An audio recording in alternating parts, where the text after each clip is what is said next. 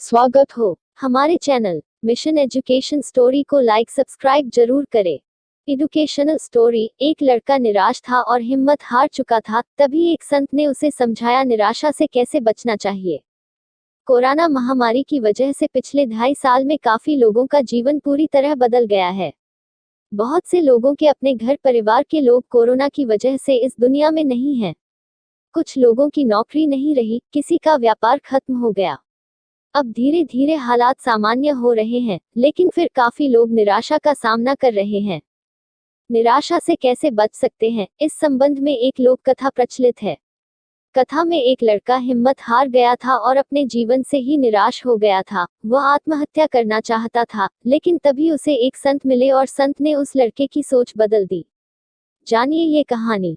एक लड़का घर परिवार और धन संबंधी समस्याओं से लड़ते लड़ते थक गया था। उसकी उम्र ज्यादा नहीं थी, लेकिन वह रोज रोज के विवादों से तंग हो गया था। एक दिन हिम्मत हार कर वह आत्महत्या करने के लिए निकल पड़ा। चलते चलते एक जंगल में पहुंच गया। जंगल में काफी दूर चलने के बाद भी उसका मन शांत नहीं हुआ।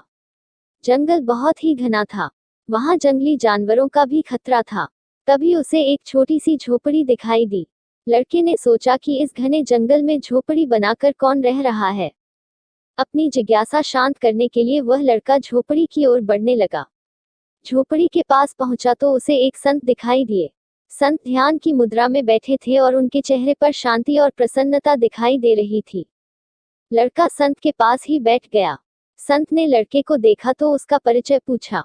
लड़के ने कहा कि वह अपने जीवन में परेशान हो गया है और मरना चाहता है।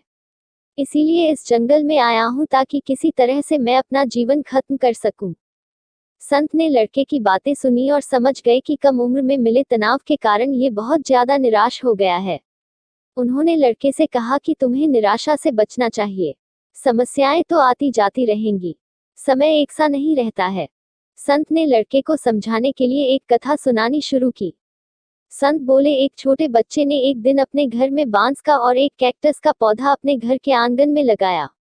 उसका बागवानी का नया नया शौक था। बच्चा रोज दोनों पौधों की एक समान देखभाल करने लगा। रोज सुबह शाम पानी देता, धूप छांव में पौधों का ध्यान रखता।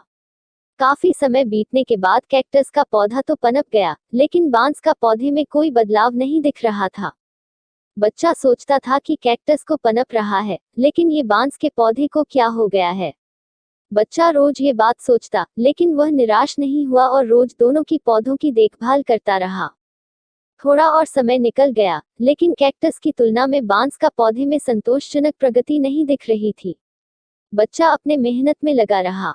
कुछ समय के बाद एक दिन बांस का पौधा पनप गया और कुछ ही दिनों में बांस का पौधा कैक्टस से भी बड़ा हो गया। संत ने उस निराश लड़के से आगे कहा कि बांस का पौधा पहले तो अपनी जड़ें मजबूत कर रहा था, इसलिए उसे पनपने में समय लगा, लेकिन वह बच्चा भी अपनी कोशिशों में पीछे नहीं हटा, निराश नहीं हुआ। हमें भी अपने जीवन में 2 बातें ध्यान रखनी चाहिए। पहली बात तो ये है कि हालात कैसे भी हों, सकारात्मकता और धैर्य न छोड़ें। दूसरी बात यह है कि पहले हमें अपनी जड़ें मजबूत करनी चाहिए। अगर हमारा आधार मजबूत होगा तो हमारा काम तेजी से आगे बढ़ेगा। सकारात्मकता और धैर्य रखेंगे तो जीवन में जल्दी ही संतोषजनक बदलाव दिखाई दे सकते हैं।